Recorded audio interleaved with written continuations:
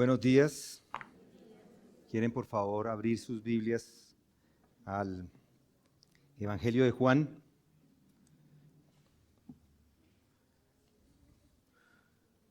Juan capítulo 6.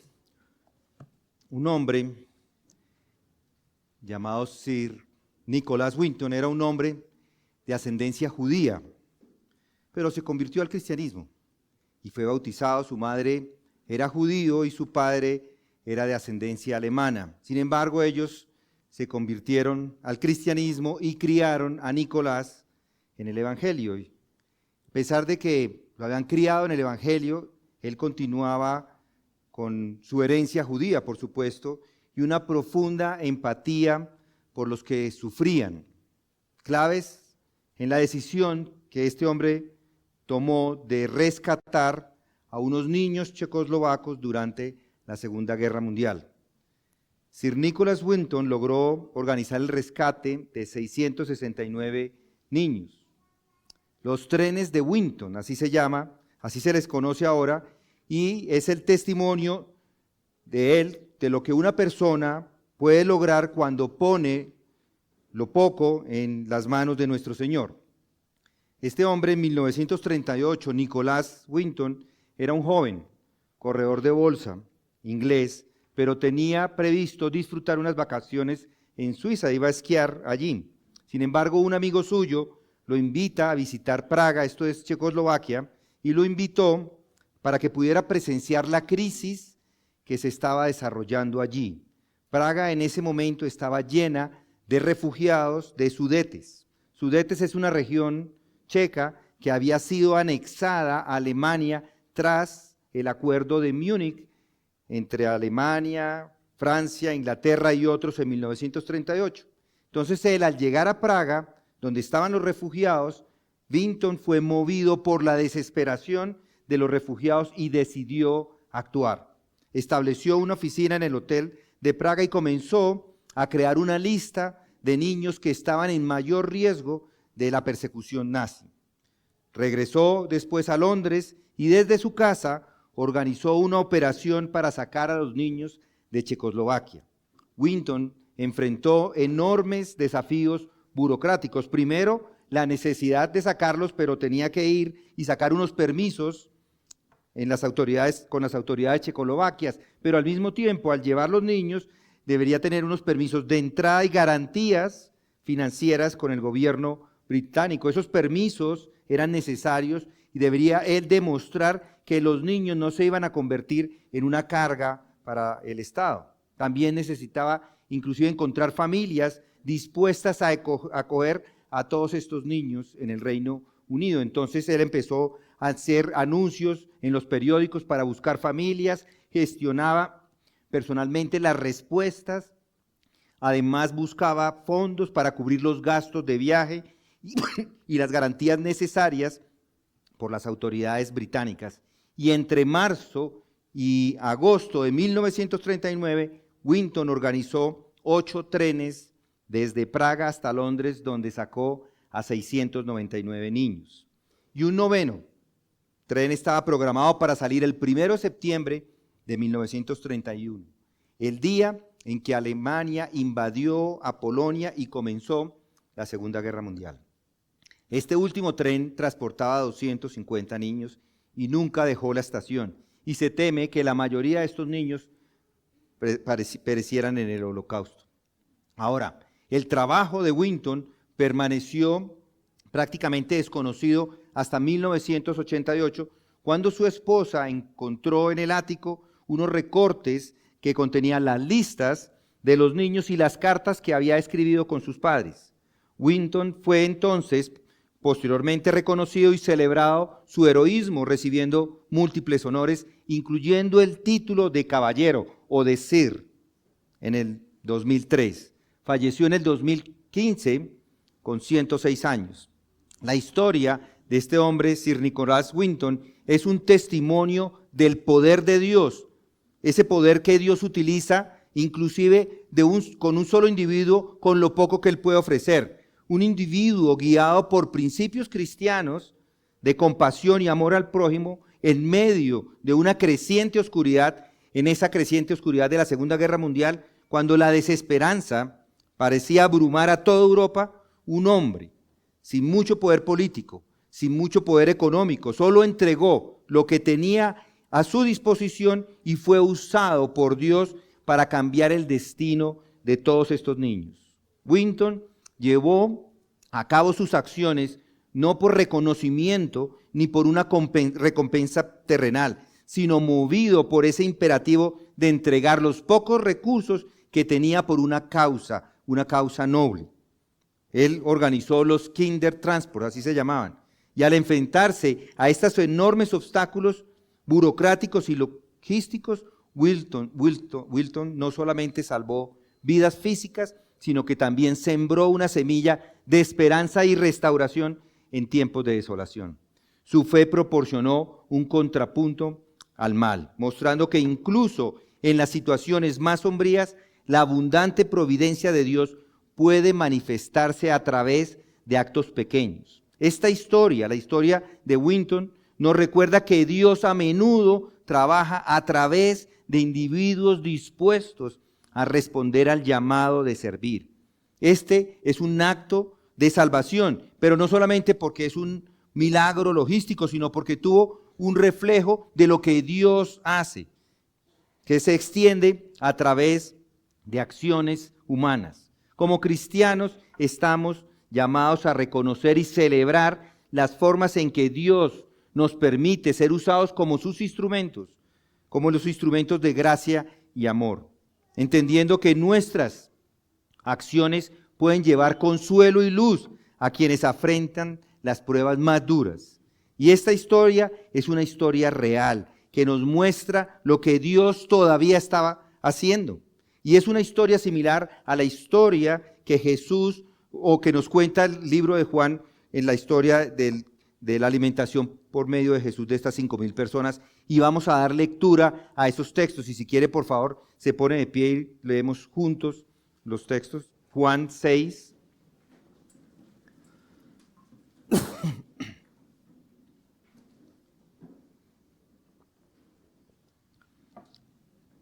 Después de esto, Jesús se fue al otro lado del mar de Galilea, al de Tiberias, y le seguía una gran multitud, pues veían las señales que realizaba en los enfermos. Jesús subió al monte y se sentó allí con sus discípulos, y estaba cerca la Pascua, la fiesta de los judíos. Entonces Jesús, alzando los ojos y viendo que una gran multitud venía hacia él, dijo a Felipe: ¿dónde compraremos pan para que coman estos? Pero decía esto para probarlo, porque él sabía lo que iba a hacer. Felipe le respondió: 200 denarios de pan no le bastarán para que cada uno reciba un pedazo. Uno de sus discípulos, Andrés, hermano de Simón Pedro, dijo a Jesús: aquí hay un muchacho que tiene 5 panes de cebada y 2 pescados. ¿Pero qué es esto para tantos? Jesús dijo: haced que la gente se recueste. Y había mucha hierba en aquel lugar, así que los hombres se recostaron en número de unos 5,000. Entonces Jesús tomó los panes y, habiendo dado gracias, los repartió a los que estaban recostados, y lo mismo hizo con los pescados, dándoles todo lo que querían. Cuando se saciaron, dijo a sus discípulos: recoged los pedazos que sobran, para que no se pierda nada. Los recogieron, pues, y llenaron 12 cestas con los pedazos de los 5 panes de cebada que sobraron a los que habían comido. La gente, entonces, al ver la señal que Jesús había hecho, decía: verdaderamente este es el profeta que había de venir al mundo. Por lo que Jesús, dándose cuenta de que iban a venir y llevárselo por la fuerza para hacerle rey, se retiró otra vez al monte él solo. ¿Quiere inclinar su rostro para que oremos, por favor? Padre, poderosa es esta, tu palabra que ilumina no solamente nuestras mentes, sino transforma completamente nuestras vidas. Y en este momento oramos, Señor, en este momento te pedimos que abras el corazón de cada uno de los que aquí se encuentra, que abras los oídos para escuchar y recibir tu verdad. Señor, te pedimos que nos guíes mientras exploramos las lecciones que nos has dejado en este gran pasaje de Juan. Permítenos, Señor, ver allá nuestras propias expectativas humanas y terrenales, ver más allá, Señor. Ayúdanos a entender mejor, a abrazar el propósito eterno que tienes para cada uno de nosotros. Te pedimos, Padre, que tu Espíritu Santo nos dirija y nos dé la sabiduría para discernir lo que realmente necesitamos. Una relación profunda y salvadora contigo. Eso es lo que necesitamos.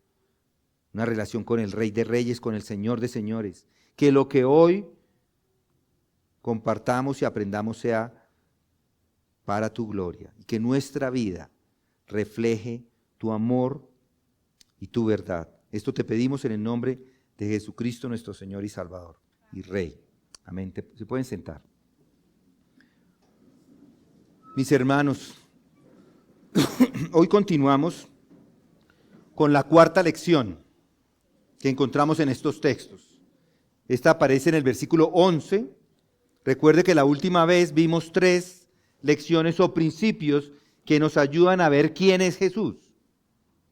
Si quiere podemos decir que son atributos de Jesús, atributos que al conocerlos le van a permitir entender todo el tema acerca del discipulado. Ya hemos hablado un poco de esto y en la medida que vayamos avanzando en estos textos van a poder ver que todo el tema del capítulo se centra alrededor del discipulado. Como les digo, hemos hablado un poco, pero no nos vamos a quedar ahí, en este momento yo quiero que veamos algunos atributos que al final todo discípulo debe reconocer. Y el primer atributo que ya vimos es que Jesús es suficiente. La suficiencia de Jesús revela de manera poderosa, está revelada allí de manera poderosa en la historia de la alimentación de los 5,000 que acabamos de leer. Este milagro nos muestra que aunque los recursos humanos son limitados, Jesús tiene el poder para satisfacer por completo nuestras necesidades. Cuando la multitud tenía hambre, solamente habían 5 panes y 2 peces, lo que parecía insuficiente y por supuesto que era en manos humanas, se convirtió en las manos de Jesucristo en suficiencia. Y este evento no es solamente un milagro físico. Acá no solamente Jesucristo satisface las necesidades materiales, pero más importante aún, Él es suficiente en las necesidades espirituales, para todas. Más adelante, en Juan 6:35, Jesús se presenta como el pan de vida, enseñando que aquellos que vienen a Él nunca van a tener hambre espiritual. Él es el único que puede saciar el hambre más profunda del alma, ofreciendo salvación y vida eterna. La lección central es que en Cristo tiene todo lo que necesita. No necesita buscar en otro lugar. Él, el único que puede proveerle todo lo que necesita. Y ya de esto estuvimos meditando. Un segundo atributo que lo encontramos en los versículos 5 y 6, allí vemos que Jesús es compasivo. Y esto lo vimos cuando Jesús, viendo a esa multitud hambrienta, muestra su compasión. Y la muestra preguntándole a Felipe, ¿dónde podemos comprar? Le dice, ¿dónde podemos comprar pan para alimentarlos? Aunque sabía lo que él iba a hacer. Utiliza esa pregunta para probar a los discípulos y les enseña que él siempre tiene un plan, incluso cuando las situaciones parecen imposibles. Él sintió compasión y esto lo vimos en el texto paralelo que encontramos en los otros evangelios. Allí nos muestra que él sintió compasión. Además de su compasión, allí nos recuerda que Dios siempre es consciente de nuestras necesidades. Y en su compasión nos guía a confiar en Él, de su provisión. Incluso cuando no podemos ver una solución. Y un tercer atributo, o tercera lección, la vemos en los versículos del 8 al 10. Jesús multiplica lo poco que usted tiene. Si recuerdan, Andrés presenta a Jesús un niño con 5 panes de cebada y 2 peces. Y aunque parece insuficiente para alimentar a la multitud, sin embargo eso no importa, porque lo poco que se ofrece en las manos de Dios es mucho. Si entrega lo que tiene a Dios y confía en Él, Él puede multiplicar sus recursos. No importa cuán pequeña o insignificante parezca su contribución. En las manos de Dios lo poco puede convertirse en mucho. Muy bien, estos son los 3 lecciones o atributos de Cristo que ya vimos hace 15 días. Son atributos que le llevan a adorar más a nuestro Señor Jesucristo. Y es más, hay algunos de ellos, podría decir, que son atributos que pueden ser imitados. Tal vez no la suficiencia y la multiplicación, esto no lo vamos a poder hacer. Pero son para exaltar a nuestro Señor Jesús. Pero sí puede imitar la compasión. Bien, todos al final son para que al entenderlos pueda dar gracias a Él y dar su honra a su nombre. Hoy veremos 3 más y lo ponemos el cuarto, si está tomando notas lo ponemos de esta forma. Jesús es agradecido. Leamos el texto, versículo 11 del capítulo 6 de Juan. Entonces Jesús tomó los panes y habiendo dado gracias, los repartió a los que estaban recostados y lo mismo hizo con los pescados, dándoles todo lo que querían. Recuerden en dónde nos encontramos. Jesús estaba en una región apartada, no hay nada alrededor. Una gran multitud les está siguiendo y lo seguían porque habían visto las señales milagrosas que él hacía. Y en ese momento había hambre física de la multitud. Y es en medio de estos que podemos ver los atributos de Jesús. Noten el versículo 11, al principio. Entonces Jesús tomó los panes. Esto es un acto que él hace al principio. Toma los panes. Y esto demuestra la disposición de Jesús de actuar con lo que se le había dado. Aunque era una cantidad pequeña e insuficiente y casi sin sentido para la multitud presente, la acción de tomar los panes simboliza que Jesús no desprecia lo poco que usted tiene para ofrecer, sino que lo toma y lo hace suficiente y abundante. Y noten algo en lo que quiero hacer énfasis. Noten el versículo, las siguientes palabras que siguen ahí en el versículo 11. Y habiendo dado gracias. Esto es un detalle crucial. Jesús, Él es el Hijo de Dios. Él es el creador del universo. Él es el Señor de señores, Él es el Rey de reyes, Él es el primero y el último, el Alfa y el Omega. Es uno igual con el Padre, que expresa su gratitud a su Padre antes de realizar el milagro. Y les digo que esto no es simplemente una acción formal, no es un mero formalismo, sino es una demostración de la dependencia y el reconocimiento de que todo lo que tenemos proviene de Dios. En el contexto judío es común bendecir a Dios antes de las comidas. Todavía lo hacen. Tienen diferentes oraciones que hacen si están tomándose algo o están tomando algo de beber o están comiendo. Tienen diferentes oraciones que hacen para agradecer. Pero noten lo que está sucediendo acá. Da gracias antes de ni siquiera ver la comida, antes del milagro. La gratitud procede de la provisión divina. Jesús en ese momento reconoce que los panes, aunque pequeños, provienen de la provisión de Dios. Los repartió a los que estaban recostados, dice el texto. Claro que Jesús mismo no los distribuye. Los panes son repartidos por los discípulos y eso lo sabemos por otros textos. Los discípulos salen y los reparten. En lugar de esto, ellos son los que lo hacen, son como sus intermediarios. En vez de él hacerlo, lo hacen los discípulos. Y esto nos muestra que el rol de los discípulos no es que ellos sean el pan de vida.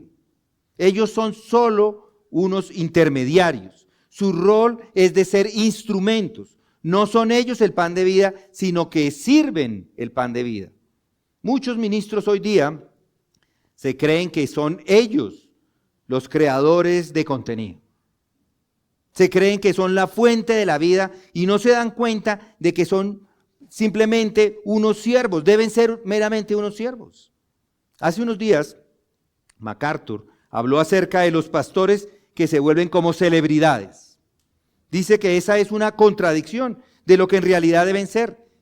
Ellos no están para ser tratados como estrellas, para ser servidos, sino para servir. Y su servicio es llevar la provisión de Cristo al mundo. Jesús es el pan de vida y será distribuido al mundo a través de sus seguidores. Y con la alimentación de los 5,000 y la distribución a través de los discípulos, ahí vemos claramente ese principio. Con eso Jesús está enseñando una lección importante sobre el ministerio de la iglesia. Los discípulos son representantes de Cristo, tienen la misión de llevar su provisión al mundo, la provisión de Cristo. Son solo meseros, no son el chef. Y es lo que no solamente ellos tenían que hacer, sino todos los ministros a través de todos los tiempos es lo que van a tener que hacer. Proclamar el evangelio, entregar la alimentación espiritual a las multitudes, pero es la alimentación de Cristo, es la palabra de Dios la que van a entregar. Ahora noten, y lo mismo hizo con los pescados, dándoles todo lo que querían. Eso dice ahí la siguiente parte del texto. Esta frase, al final del versículo, indica que no solo hubo suficiente para todos, sino que hubo más que suficiente, hubo abundancia. La frase todo lo que querían indica que cada persona comió hasta quedar saciada. Y este es un recordatorio del carácter generoso de Dios. Él no solo provee lo necesario, sino que lo hace con generosidad y abundancia. Y regresemos por un minuto al acto de dar gracias, que es donde quiero hacer énfasis. En esa alimentación de los 5,000 vemos que Él agradece y por algo que es insuficiente. Y eso es una muestra de total confianza de Jesús en el Padre. Esto es una lección no solamente para esos discípulos, sino también para nosotros. La gratitud debe preceder inclusive las circunstancias más difíciles. A través de este acto, Jesús muestra que debe depender de Dios en todo momento, incluso cuando lo que tiene parece insuficiente para satisfacer sus necesidades. Y aunque el milagro satisface la necesidad física inmediata, apunta a una verdad espiritual más profunda. Él, en el discurso de Juan 6, se presenta como el pan de vida. Entonces, el acto de multiplicar los actos es una muestra de la enseñanza cómo Jesús, y solo Jesús, puede satisfacer las necesidades más profundas del ser humano. Es decir, el hambre espiritual. Y por eso, el agradecimiento. Pablo lo dice, Pablo constantemente lo dice. A los tesalonicenses se lo escribió en 1 de Tesalonicenses 5:18. Dad gracias, ahora responden ustedes, en todo, porque esto es la voluntad de Dios para nosotros en Cristo Jesús. La gratitud es esencial en la vida cristiana porque nos ayuda a recordar de que todo lo tenemos como un regalo de Dios. Y nos enseña a ser conscientes de que todo es de su provisión, incluso cuando lo que tenemos parece pequeño o insuficiente. Cuando el almuerzo del niño, 5 panes y 2 peces, estaba ahí, había que dar gracias, porque Dios sabe que lo puede multiplicar. Un agricultor, en medio de una sequía como la que estamos pasando por estos tiempos en Colombia, debe continuar agradeciendo a Dios por la pequeña cantidad de agua que recibe. Estas 2 semanas llovió un poco más. Se da gracias antes, se da gracias en la mitad, se da gracias después. Al parecer el invierno no llegó completamente, pero sabemos que al final Dios va a enviar las lluvias abundantemente, mostrando que Él es el que provee. Su provisión se da antes, en medio, inclusive después de las pruebas. A veces nos permite pasar por unas pruebas. Y yo les digo, la gratitud revela su dependencia total en Dios. Si usted es agradecido, revela cómo es su relación con Él. Salmo 136:1 dice, alabar a Jehová porque Él es bueno, porque para siempre es su misericordia. Él siempre es bueno. Dele gracias, alábele. Y yo creo que esa alabanza esa palabra alabanza es una mezcla con una actitud de agradecimiento. Cuando está orando, cuando está agradeciendo, lo que está haciendo es alabarlo. Si está alabándolo, le está agradeciendo por todo. Está alabando al Padre. Cuando Jesucristo dio gracias, estaba reconociendo que la provisión venía de Dios. Estaba en ese momento alabando al Dios Padre. Igual usted debe ser agradecido. Eso demuestra una dependencia total de Dios y reconoce que Él es la fuente de todas sus bendiciones. Una familia que atraviesa un tiempo de escasez económica debe seguir dando gracias a Dios por la comida que pueden tener juntos. Con el tiempo, las bendiciones pueden llegar a través de la ayuda de otros creyentes o a través de la iglesia. Y si no llegan las cantidades que cree necesitar, también de gracias. Pero lo que sí sabemos es que Dios provee lo necesario. Y acá Jesús da gracias antes de ver la multiplicación. Y por eso su gratitud a Dios no debería estar condicionada por lo que tiene en sus manos, sino por la confianza, su confianza en la capacidad de Él de proveer. Practique dar gracias por todo, antes de cada provisión diaria, antes de cada comida, recordando que todo viene de Él, sea poco o sea mucho. En momentos donde siente que tienes poco, como los 5 panes y 2 peces, pues siga dando gracias, confiando en que Dios puede multiplicar lo que tiene. Y además de esto, enseña a otros, inclusive a sus hijos, a los más jóvenes, la importancia de agradecer, inclusive por las cosas pequeñas, mostrando que su vida depende completamente de la provisión de Dios, porque Él es el que provee. Vamos a Filipenses 4:6. ¿Quiere, por favor, ir conmigo a Filipenses 4:6 por un momento? ¿Qué dice este texto? Para nada estéis afanosos, sino sean conocidas vuestras peticiones delante de Dios en toda oración y ruego con acción de gracias. Aún lo pequeño es un regalo de Dios digno de agradecimiento. En la carta a los Filipenses, Pablo menciona varias veces las condiciones en las que este grupo de personas se encontraba, cómo estaban viviendo los filipenses. Destaca sus desafíos y les llama a venir a Él con acción de gracias. Filipenses 1:27, se los voy a leer. 1:27 dice: solamente comportaos de una manera digna del Evangelio de Cristo, de modo que ya sea que vaya a veros o que permanezca ausente, puedan oír de vosotros que vosotros estáis firmes en un mismo espíritu, luchando unánimes por la fe del Evangelio.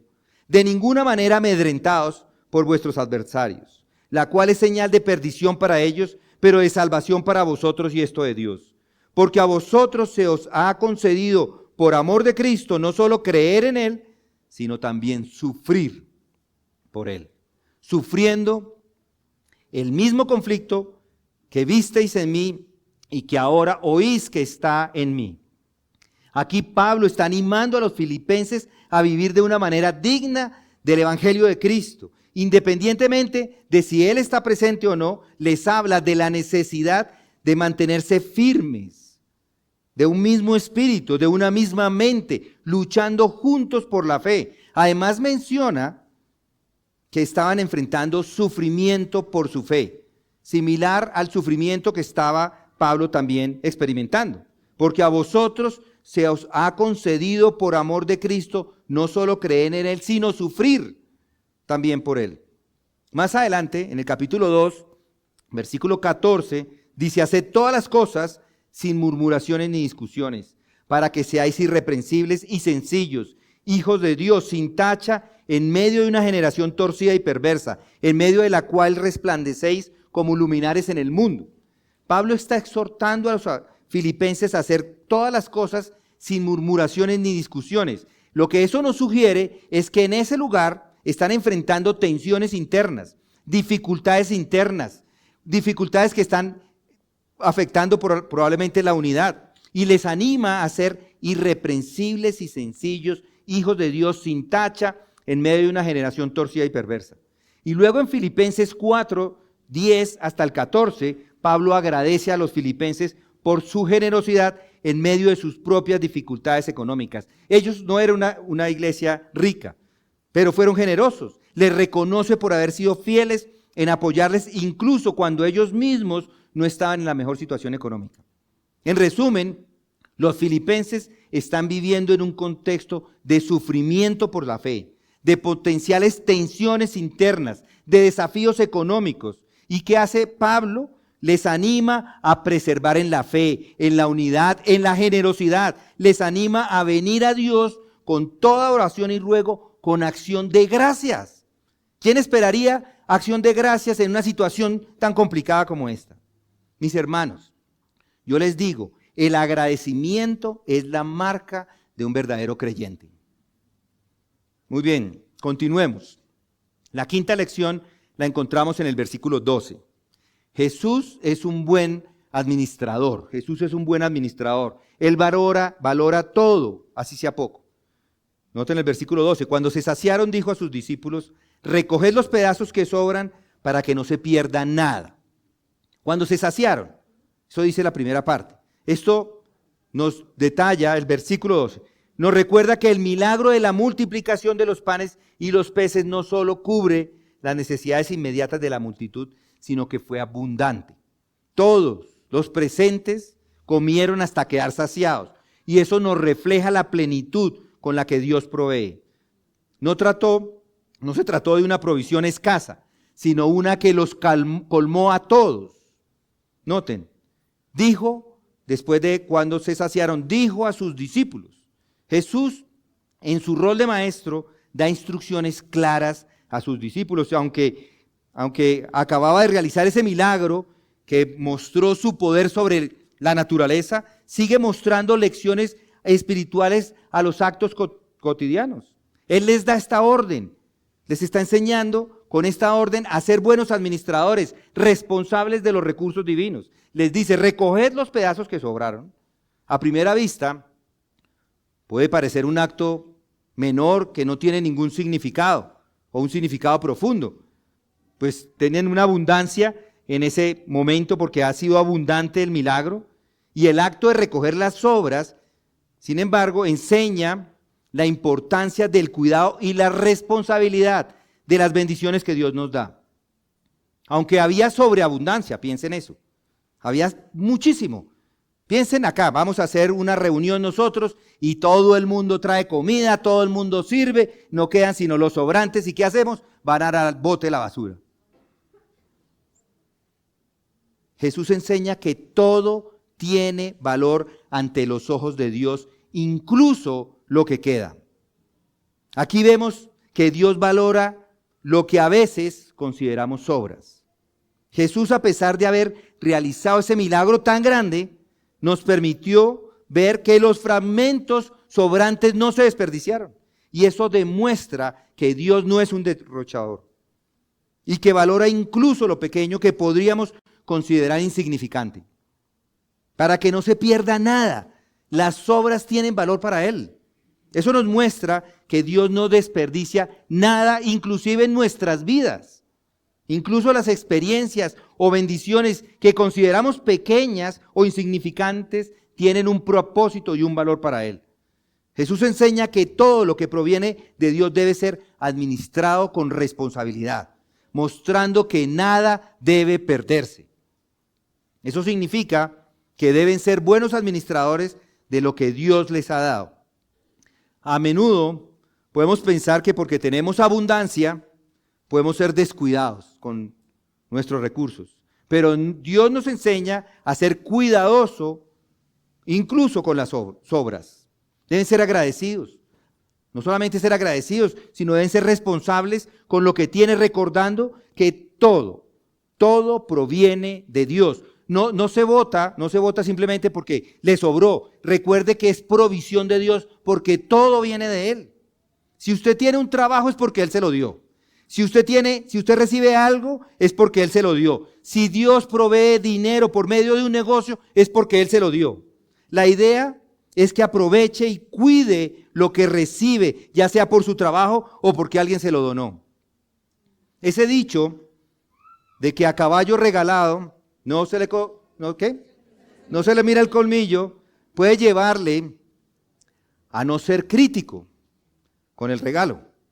Pero eso mismo puede llevarle a ser descuidado. Dice, pues, bueno, como me lo regalaron, ¿qué más da? No le voy a mirar el colmillo, pero tampoco me importa. No, lo descuida y no lo cuida. Al fin y al cabo no era lo que quería. Mis hermanos, Salomón en Proverbios 12:27 dice: la posesión más preciosa del hombre es la diligencia. Eso es cierto.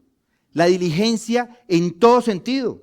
Y un perezoso no recibe nada, dice el texto. Pero el hombre diligente obtendrá posesiones preciosas. Este versículo de Salomón nos enseña la importancia de no ser negligentes con lo que tiene, sino de trabajar diligentemente con lo que Dios le da. Hay un hombre que veo en el apartamento donde yo vivo que recoge el reciclaje y no desperdicia nada. Todos los materiales reciclables él los organiza, aunque para muchos de nosotros son basura, ¿no? Él sabe que cada pedazo tiene un valor para transformar lo viejo en algo nuevo. Hace una selección de cada pieza y cada una la pone en su lugar. Hasta las tapas de las botellas las recicla, no sé para qué sirven. Alguien me mostró ahora unas cubetas de huevo hechas de tapas. Pero eso es lo que espera Dios de usted, que aprenda que Dios también valora cada parte de nuestras vidas, incluso las que parecen ser las obras. Un agricultor cuida de su cosecha asegurándose de que todos los granos no se desperdicien después de su recolección. La abundancia que Dios nos da merece ser usada sabiamente. Y el cuidado de Dios en lo pequeño refleja su amor por cada detalle de nuestras vidas. Del mismo modo, Jesús enseña a sus discípulos a recoger las obras para que nada se pierda. Lucas 16:10 nos dice unas palabras que son palabras muy importantes para todos nosotros. Dice: el que es fiel en lo muy poco, es fiel también en lo mucho. Y el que es injusto en lo muy poco, también es injusto en lo mucho. Este texto nos enseña que deben ser responsables con las pequeñas cosas que puedan poner en sus manos, que sean confiables en lo pequeño para que puedan ser también confiables o fieles en lo mucho. Una madre que prepara una gran comida para su familia, hoy domingo algunas, de pronto en Navidad algunos están haciendo abundancia, una gran comida. Guarda las sobras para alimentarlos por 8 días, eso es lo que hacen. No es solo, y yo les digo, esto no es solamente una cuestión de ahorrar, sino de valorar. Esto no es ahorrar, es valorar lo que Dios ya les ha provisto, porque viene todo de Él. Esto ilustra cómo Dios nos enseña a valorar cada bendición que Él nos da, sea pequeña o sea grande. Cada bendición, grande o pequeña, merece ser administrada con gratitud y con responsabilidad. Pablo lo dice en 1 Corintios 4:2, se requiere de los administradores que cada uno sea hallado fiel, y esto es parte de eso. Nos llaman a ser fieles y buenos administradores de lo que Dios nos ha confiado.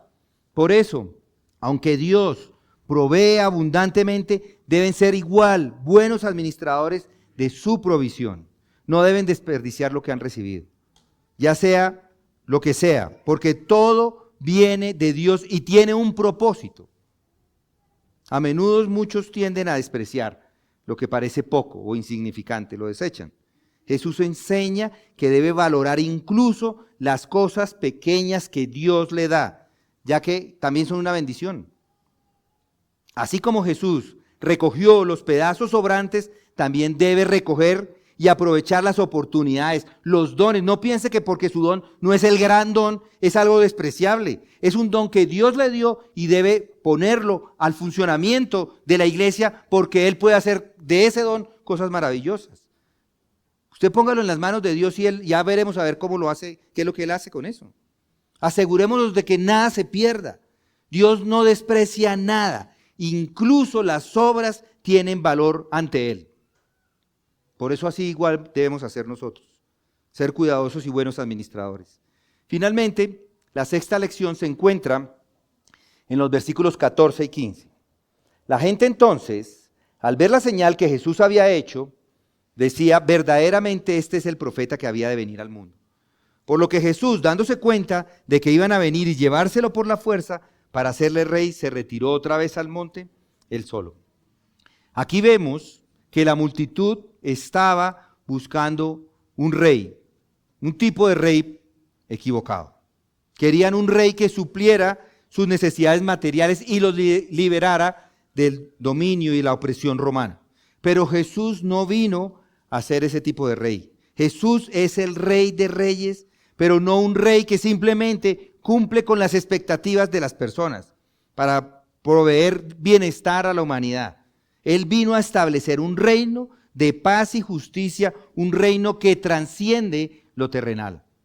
La multitud quería un rey social, alguien que proveyera comida y que diera soluciones inmediatas, pero Jesús no se dejó llevar por esas expectativas. Jesús es un rey divino, no mundano. Jesús es un rey divino, no mundano, y si está tomando notas, esa es la característica. Jesús es un rey divino. Y ese, podemos decir, es su atributo.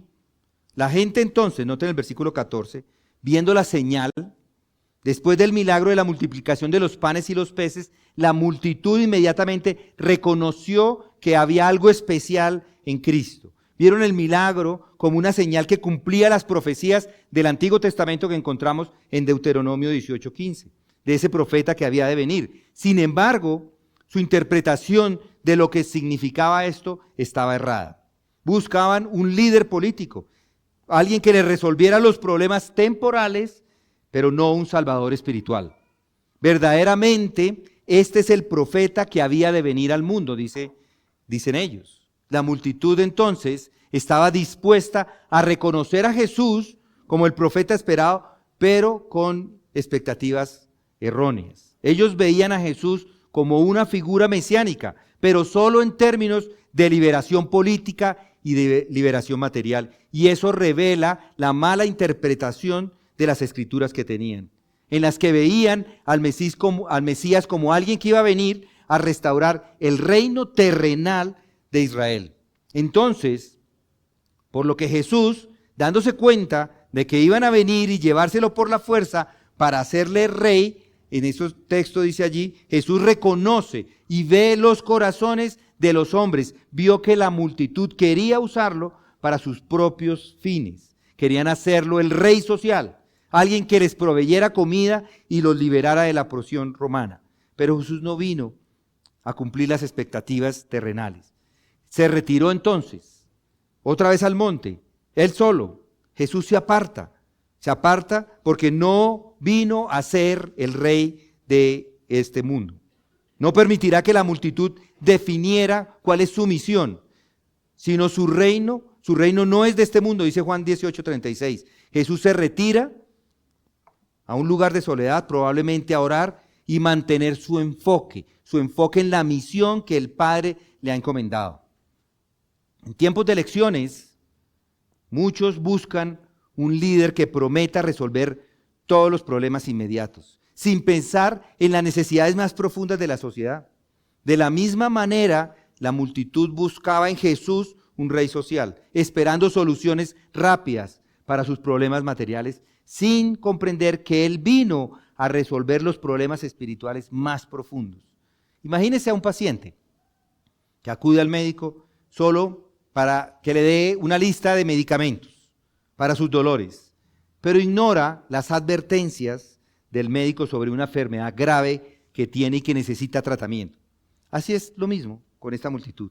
Cuando va Jesús, quería que Jesús les proveyera la comida, una solución temporal, sin darse cuenta de que Él vino a proveer la solución a un problema más grande que es la salvación de sus vidas. Un niño pide a su padre de pronto juguetes o dulces o cosas así, pero el padre es el que sabe qué es lo que realmente ese niño necesita una buena educación, necesita amor, necesita disciplina, y es lo que Él le provee para que Él pueda crecer, no proveerle las cosas materiales o temporales.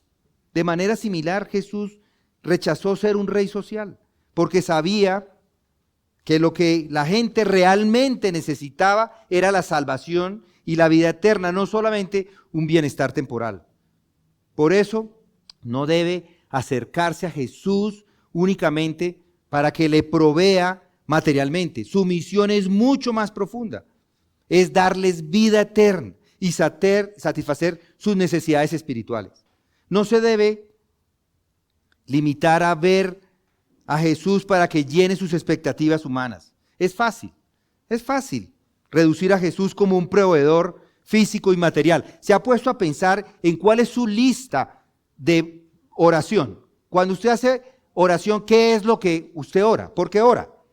Piense en eso solamente, no necesita darme la lista, pero piense en su lista de oración. Si solamente está pidiendo y pidiendo y pidiendo para que le provea, para que le dé, pues está en esta condición.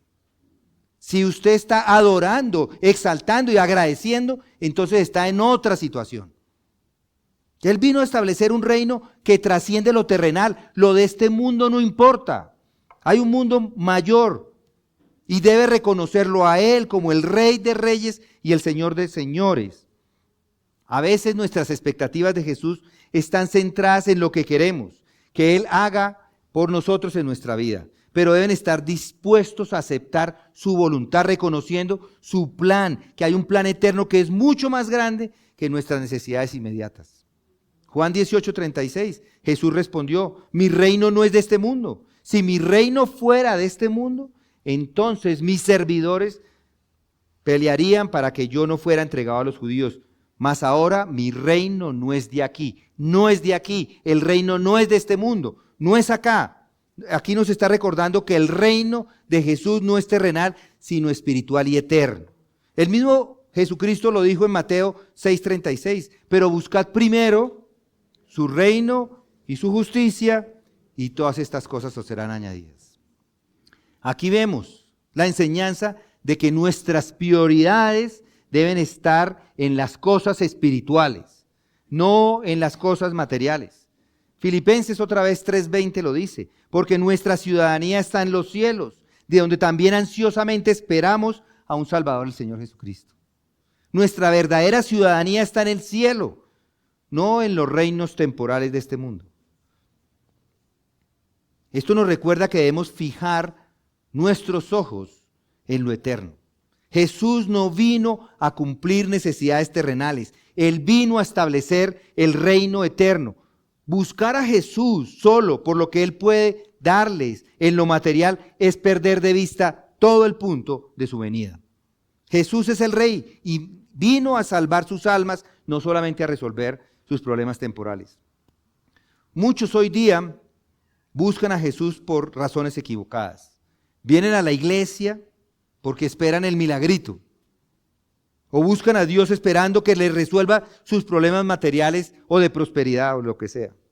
Pero Jesús no es simplemente un proveedor de bendiciones terrenales. Él es el Rey que vino a salvarnos del pecado y a darnos vida eterna, y por encima de eso no hay nada.